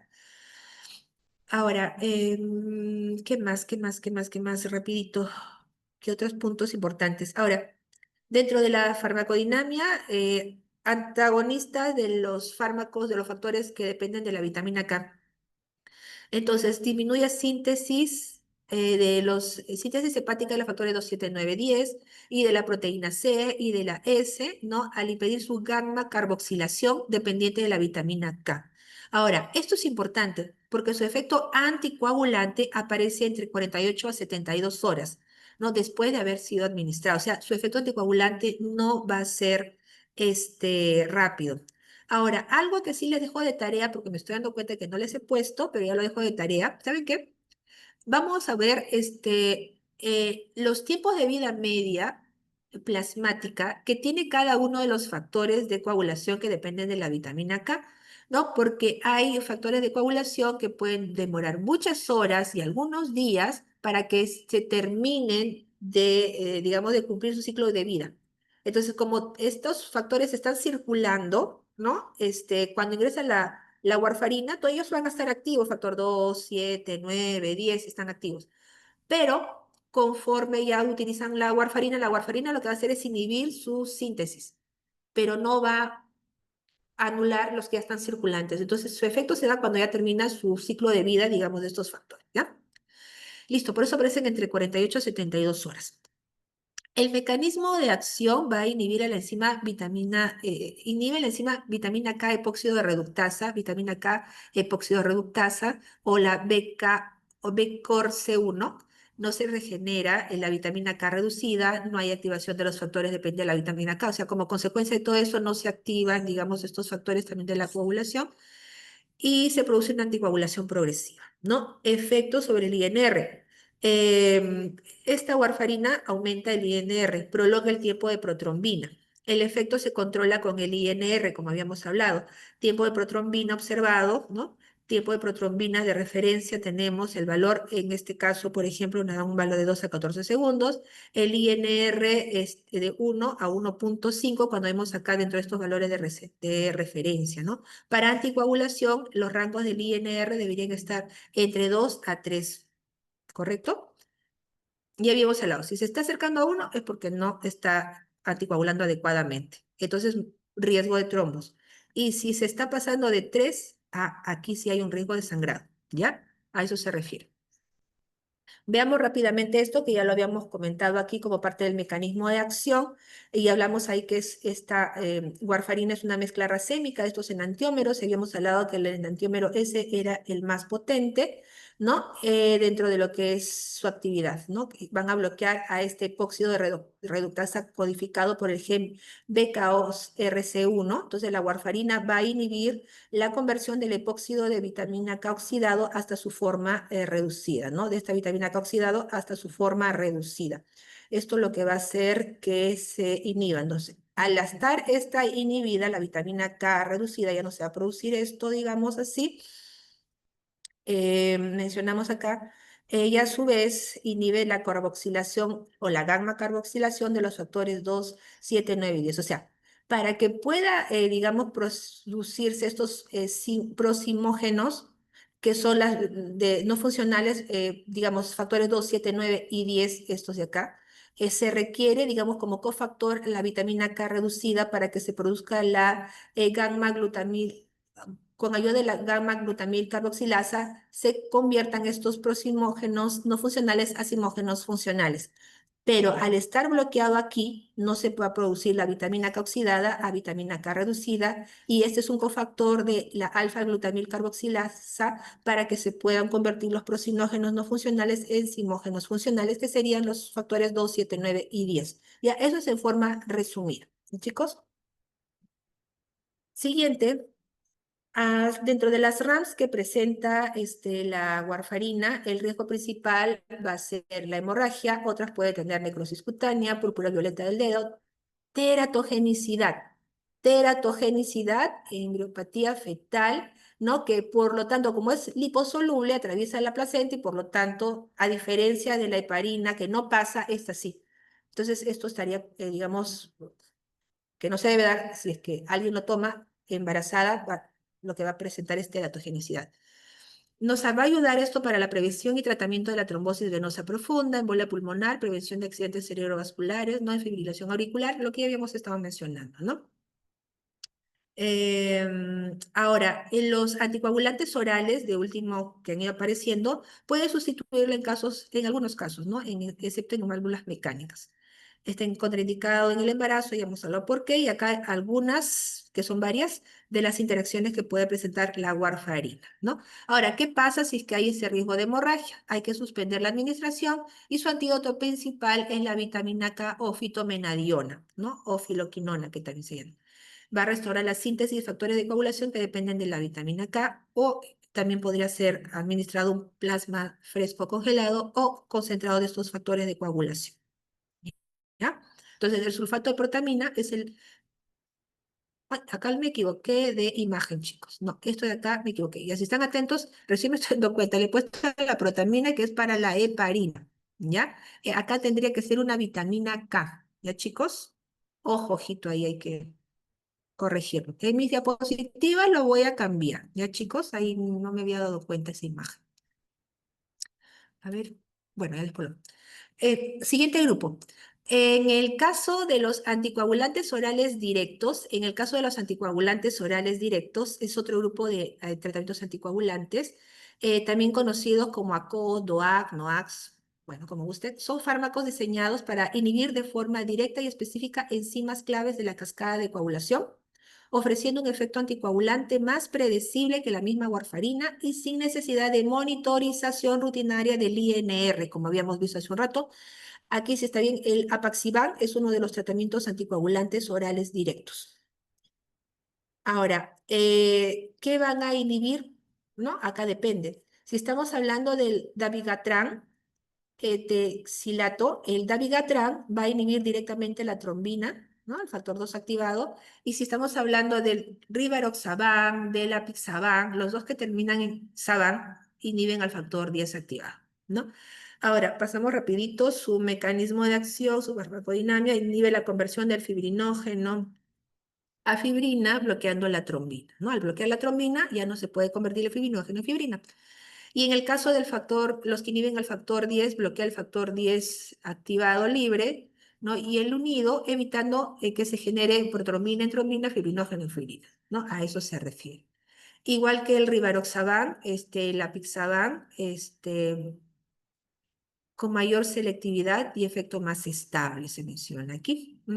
Usos tenemos acá. Se puede fibrilación auricular no valvular, trombosis venosa profunda, tromboembolismo pulmonar, profilaxis ortopédica, síndrome coronario agudo, por ejemplo, trombocitopenia, ¿no? Acá también fibrilación auricular no valvular y trombosis venosa profunda. Ahí tenemos algunas de las aplicaciones. Las RAM vemos que en común presentan hemorragia, podría presentarse dispepsia, hematuria. Y el antídoto depende, miren, en el caso del dabigatran, su antídoto va a ser el idarucizumab. En el caso del rivaroxaban, el andexanet alfa. En el caso del apixaban, el andexanet alfa, ¿no? O carbón activado. Sí se ha optimado recientemente, ¿no? No requieren, en este caso, INR y la monitorización. Su efecto es rápido. Eso es bueno también, miren. El inicio del efecto es 1 a 2 horas del dabigatran, a diferencia de la warfarina que veíamos de que era de 48 a 72 horas aproximadamente. En el caso del rivaroxaban 2 a 4 horas, en el caso del apixaban de 3 a 4 horas, que es una diferencia también importante a resaltar. ¿Ya? Vamos avanzando. Vamos avanzando también en el tiempo. Ahora, otro grupo de anticoagulantes tenemos los inhibidores directos de la trombina, los parenterales. Tenemos aquí en este caso estos inhibidores directos de la trombina, estos parenterales, como la bivalirudina, el argatroban y la desirudina. Representan esta clase de anticoagulantes que actúan bloqueando directamente el sitio catalítico de la trombina, el factor 2 activado. Y no requieren factores como la antitrombina 3, que es la que requiere la heparina, ¿no? Ahora, recuerda que también había dentro de los trastornos que habían personas que podrían tener déficit de antitrombina 3. Bueno, también podría ser una buena opción definitivamente. Esta acción permite la inhibición de la trombina tanto circulante como la unida al coágulo. Los inhibidores directos de la trombina parenterales tienen la ventaja de ofrecer una respuesta anticoagulante más predecible que la heparina, Eso es muy bueno. Y son monitoreados generalmente con el tiempo parcial de tromboplastina activada, siendo una alternativa vital en pacientes con contraindicaciones a las heparinas. Recuerdan también que había ahí una trombocitopenia inducida por heparina tipo 2. Ya, esta podría ser una opción. Y aquí tenemos otro cuadro comparativo donde vamos a ver estos tres fármacos, la vivalirudina, la argatroban desirudina, ¿no? Y estos van a ser estos dos primeros administrados por vía intravenosa y en el caso de la desirudina por vía subcutánea. El inicio de acción vemos es rápido también, en el caso de la vivalirudina, 1 hora, en este caso de 2 a 4 horas. Y en este caso es lento, pero su efecto es más prolongado. Eso es bueno, ese es su plus, su contraparte. A ver, en el caso de insuficiencia renal, habría que hacer una reducción de la dosis. En el caso de la insuficiencia hepática también, en este caso está contraindicada insuficiencia renal grave, por ejemplo. Y acá tenemos la monitorización, hay que, digamos, monitorizarlos con el TPTA que habíamos mencionado, ¿no? El antídoto no tienen antídoto específico y aquí directamente inhiben a la trombina, ¿no? Como habíamos mencionado. Usos clínicos, angioplastia coronaria y la trombocitopenia inducida por heparina tipo 2, que es una alternativa a estos tratamientos, ¿no? Y lo mismo, trombocitopenia inducida por heparina tipo 2, anticoagulación en insuficiencia hepática o insuficiencia renal para esta argatroban, ¿no? Bueno, y en el caso de la desirudina, para prevenir la trombosis venosa profunda post cirugía ortopédica, por ejemplo. Y las RANS, que igual continuamos, en el caso de los anticoagulantes, el riesgo de hemorragias, ¿no? Hipotensión en el caso de la bivalirudina, y acá el aumento de las transaminasas hepáticas también, ¿no? Hemorragias y reacciones locales. Bien. Otro grupo de los anticoagulantes, tenemos a los inhibidores del factor 10. Y estos inhibidores directos del factor 10, que son tratamientos orales, son conocidos como con este nombre, son anticoagulantes modernos. En este caso, van a inhibir directamente el factor 10 activado, ¿ya? En este caso hablamos de los que inhiben directamente a la trombina, ¿ya? Factor 2 activado. Y en este caso, los inhibidores directos van a inhibir al factor 10 activado, ¿ya? Son anticoagulantes modernos, actúan al unirse directamente al sitio activo del factor 10. Esto es una enzima crucial que habíamos hablado en la vía común de la coagulación para que se pueda convertir a protrombina en trombina, fibrinógeno en fibrina, ¿no? Ofrecen una farmacocinética predecible, lo que a menudo elimina la necesidad de la monitorización rutinaria, porque estos como son orales, a diferencia de la warfarina que habíamos que estar midiendo lo que es el INR, ¿no? Su uso es amplio, incluyendo la prevención de ictus, fibrilación auricular no valvular y el tratamiento de la enfermedad tromboembólica venosa. Y acá vemos su farmacocinética, su mecanismo de acción, los usos, las RAMs y las contraindicaciones. En todos estos casos habíamos mencionado que se tratan de tratamientos orales. Y tenemos en este caso, por ejemplo, también en el rivaroxaban, hay un tema del metabolismo de la CYP3A4 de que hay que tener en cuenta porque puede traer consigo interacciones con los fármacos que utilizan este sistema de metabolización. Igual pasa con el apaxiván. No se menciona lo mismo para el Oxaban, ¿no? Que lo hacen en caso de este problema, que se puedan elegir estos que no van a requerir esta vía de metabolización. En este caso, inhiben directamente el factor desactivo, que es los que están libres, y el complejo protrombinasa, ¿no? En este caso también el apixaban de la misma manera, y en este caso su efecto es 1 vez al día.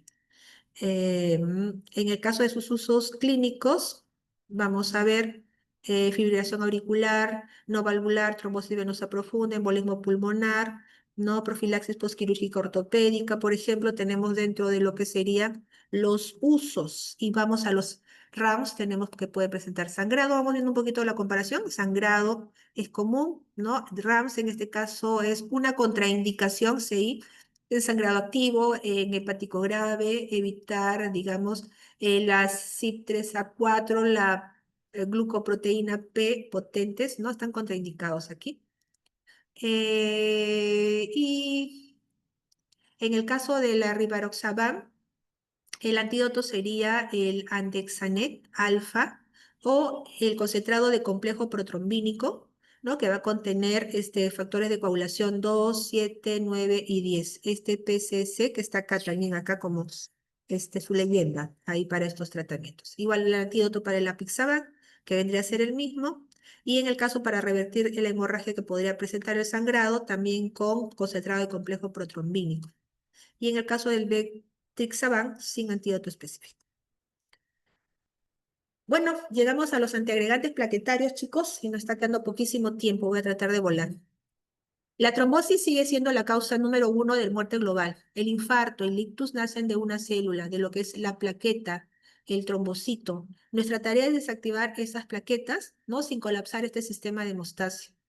Vamos a hablar de lo que sería la aspirina, ¿no? Que ataca la raíz de la señal, mientras que los inhibidores del P2 y 12 actúan como verdaderos cortocircuitos, o sea, en estos tipos de sistema de la agregación plaquetaria. La elección es todo un reto de prevenir un coágulo sin provocar una hemorragia mayor. Entonces vamos a ver que dentro de lo que sería la función plaquetaria, hemos hablado de lo que es la importancia dentro de la adhesión, la importancia del de la plaqueta que es un colágeno con el factor de von Willebrand expuesto al vaso lesionado, la activación, la importancia del ADP, de los tromboxanos A2, ¿no? ¿Qué más? Y la agregación, la importancia de los glucoproteínas del receptor glucoproteína 2 B y 3A. Estoy resaltando aspectos importantes y claves para lo que viene a continuación. Ya esa es una imagen que lo dejo para que vayan viendo y recordando un poquito lo que hemos visto al inicio sobre lo que vendría a ser la participación como primer tapón plaquetario dentro de lo que sería la hemostasia posterior a lo que sería el vasoespasmo. Y en esta imagen sí aparece, por ejemplo, estos receptores P2 y 12, donde van a actuar algunos de los tratamientos que habíamos hablado, y esto tiene que ver un poco sobre lo que es la adherencia y la agregación plaquetaria y la importancia de estos receptores GP1A, 2A, etcétera. Sí, lo voy a dejar ahí rapidito, pero es básicamente para poder entender que ahí también pueden actuar, y miren, el caso del ADP sobre estos receptores para que ayude a lo que va a ser la agregación plaquetaria, ¿ya? Y aquí eso es una imagen donde vemos todo lo que sería eh, los lugares de acción de los antiagregantes plaquetarios, inhibiendo la COX, ¿no? Inhibiendo lo que es el ADP y los que pueden actuar dentro de lo que sería la inhibición de de los receptores glucoproteína GP2B y 2A. Ya lo vamos a dejar ahí. Y aquí he tratado un poco de separarlo por colores, ¿no? Porque son varios grupos de antiagregantes plaquetarios, como que lo hemos visto en la tablita. Y por ejemplo, en este color tenemos el inhibidor irreversible de la COX-1, el ácido acetil salicílico. Ahí hablamos un poco sobre lo que es como su absorción, que su efecto puede durar de 7 a 10 días, lo que vendría a ser la vida de la plaqueta, o sea, por eso es irreversible. No se va a generar más COX plaquetaria hasta que, digamos, se sintetice nuevamente, porque esto va a estar unido irreversiblemente todo lo que dura la vida de la plaqueta, y eso lo hace de manera irreversible. Por eso dice acá, inhibe irreversiblemente la COX-1 plaquetaria, lo cual va a inhibir la síntesis de tromboxanos A2 y por lo tanto inhibe la agregación plaquetaria. Nos va a ayudar para prevenir, digamos, prevención primaria y secundaria del infarto agudo de miocardio, a, accidentes cerebrovasculares también, ¿no? Eventos cerebrovasculares, por ejemplo, y puede presentar hemorragia gastrointestinal, úlceras, hipersensibilidad, síndrome de Reye, y aquí un poquito sobre los datos clínicos. Los otros grupos que vemos aquí, que son los que van a actuar inhibiendo el receptor de plaquetas, que es el P2 y 12, ¿no? El clopidogrel, ¿no? El ADP actúa sobre inhibiendo el ADP para que no pueda actuar sobre el receptor P2 y 12. En este caso es un profármaco, ¿no? Oral, su administración, y se va a activar a nivel hepático, pero requiere de las isoenzimas CYP12-19.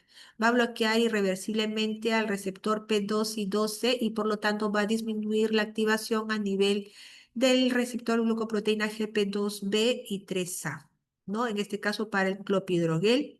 Y hablábamos aquí que nos puede ayudar para la prevención de trombosis en este caso, síndrome coronario agudo, o este coronario, infarto agudo de miocardio, accidentes cerebrovasculares también, ¿no? Entonces acá vemos en el caso de inhibidores de directamente el P2 y 12, el prasugrel, el ticlopidina, que van a inhibir irreversiblemente también a este receptor. Listo. En el caso del inhibidor de la fosfodiesterasa plaquetaria, que es el dipiriamol que les había explicado, que al inhibir la fosfodiesterasa aumenta el MP cíclico, y al haber un aumento del MP cíclico, inhibe lo que va a ser la captación de adenosina, inhibe lo que va a ser la agregación plaquetaria, ¿ya? Igual, prevención para accidentes cerebrovasculares, ¿no? En combinación con ácido acetilsalicílico, por ejemplo, ¿ya? En el otro caso, inhibidores directos que van a actuar sobre las glucoproteínas GP2B y 3A. Y ahí tenemos alapcimab, ¿no? Eptifibatide, por ejemplo, ¿ya? Y ahí tenemos los mecanismos de acción. Por tiempo ya lo voy a dejar, está bien ordenadito para que lo pueda también dar su repaso.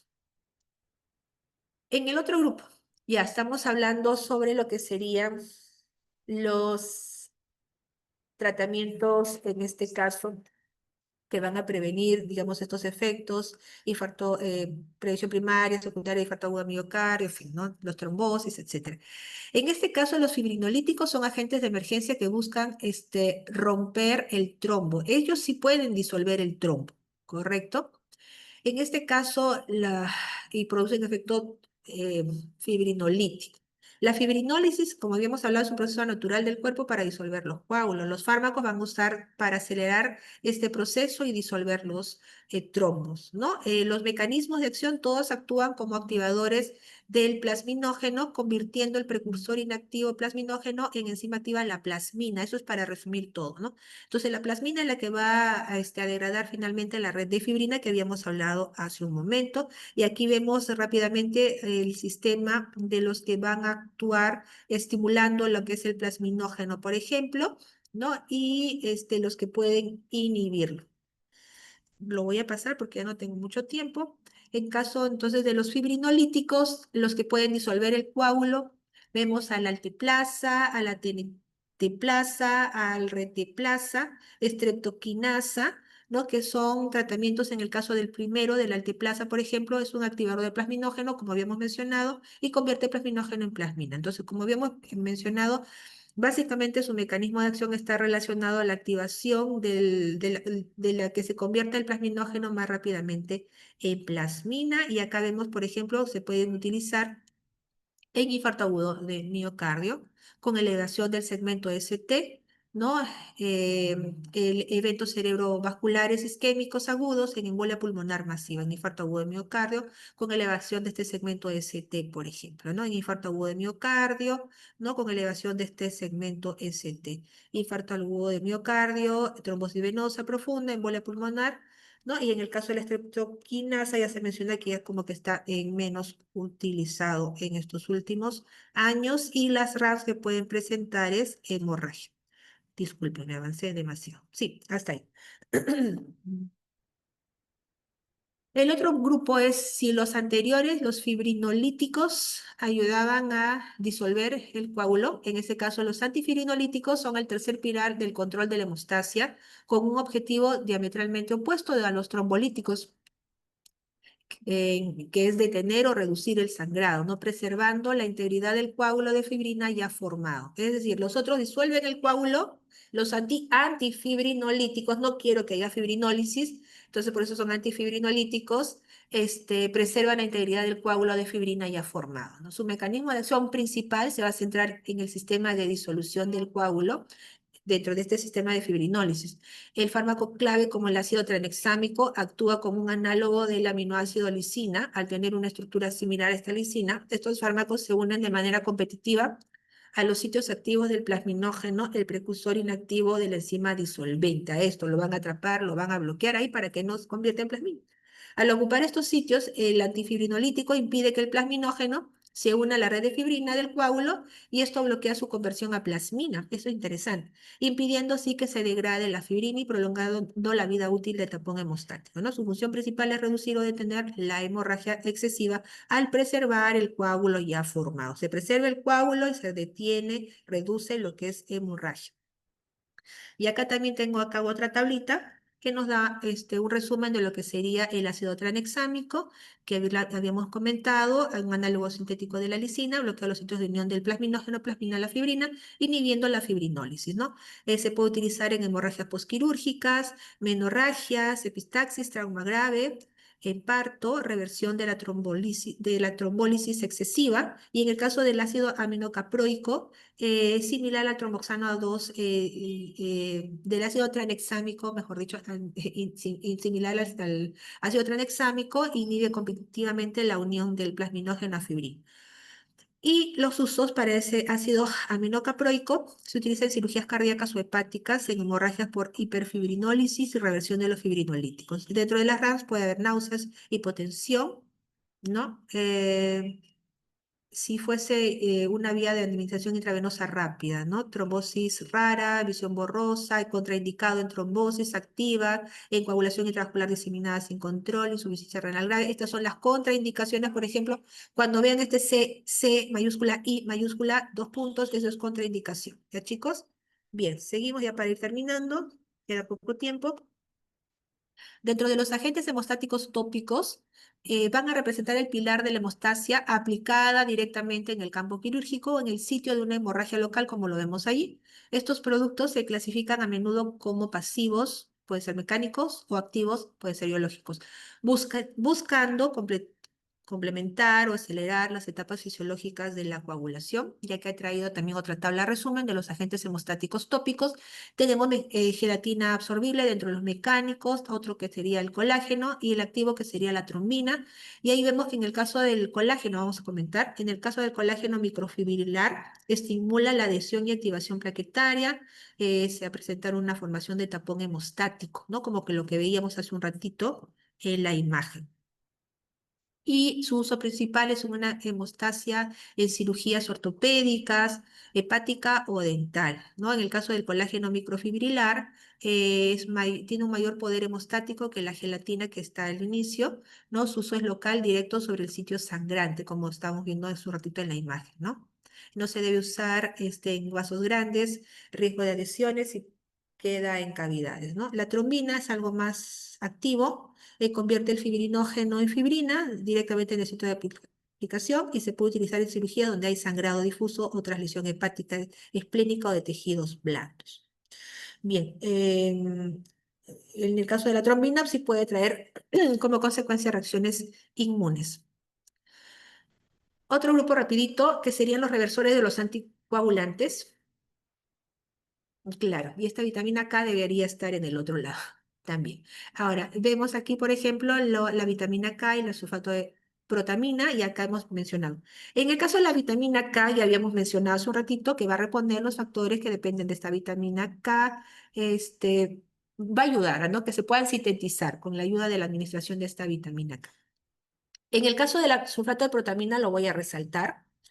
Em, Esta protamina, sulfato de protamina, su inicio es inmediato, se administra por vía intravenosa. A esta la vamos a utilizar en el laboratorio. Eh, su... Mencionábamos que puede iniciarse entre 1 a 5 minutos, tiene una duración de 2 horas.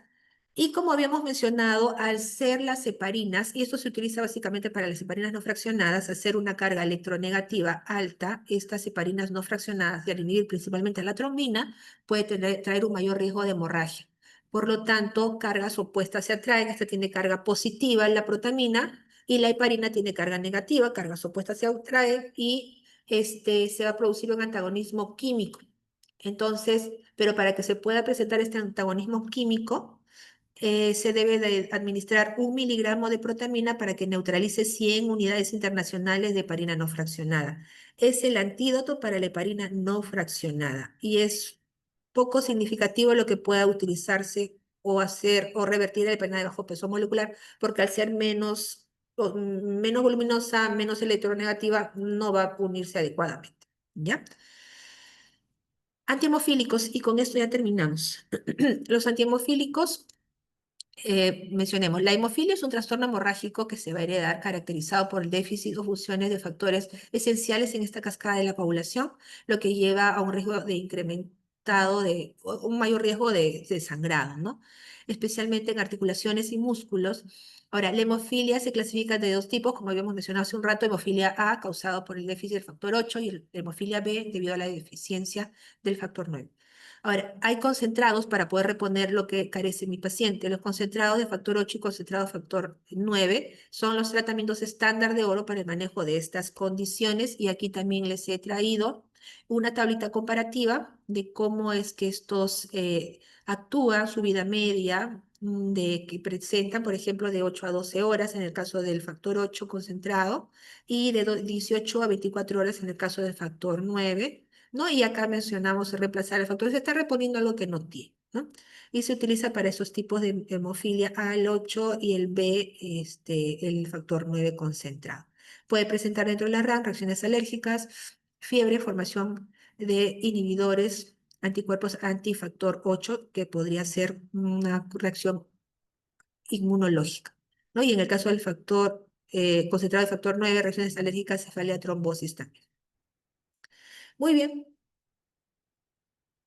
Como hemos visto, cada fármaco que actúa sobre la hemostasia nos va a representar una herramienta poderosa. Ahora, saber cuándo usarlo y cuándo no es la diferencia, o lo que va a diferenciar al médico que conoce la farmacología del que verdaderamente lo comprende, chicos. Estamos en eso para poder comprender este gran grupos de fármacos que nos pueden ayudar para el manejo de los trastornos de la hemostasia. Muy bien, no sé si tienen alguna pregunta, chicos. ¿Todo claro? Esperemos que Sí, sí. Igual hay que... doctora, todo claro. Y es más, he tratado de ordenarlo, hacerlo lo más asimilable, porque esto requiere constancia. Mi recomendación es constancia, lectura, lectura, y entendiendo la primera parte, que nos ha tomado bastante tiempo, la parte fisiológica de la hemostasia, se va a poder entender facilito, pero hay que memorizar varios fármacos que hemos visto hace un momento. Muy bien. Entonces, ya les voy a pasar en un ratito mis diapositivas. Uy, se me va a acabar el tiempo. Y les voy a compartir la asistencia. Lo voy a tener 10 minutos y ya ustedes ingresan. Vamos a ver acá, ¿dónde está? Antes que me corte.